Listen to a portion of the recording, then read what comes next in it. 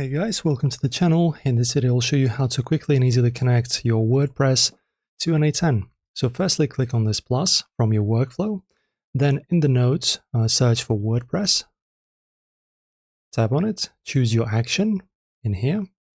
Now select the credential, add new, and now in here just type in your username and password. So I already have my password ready, and now just copy your username. Then WordPress URL. This is going to be our URL, which is public web address.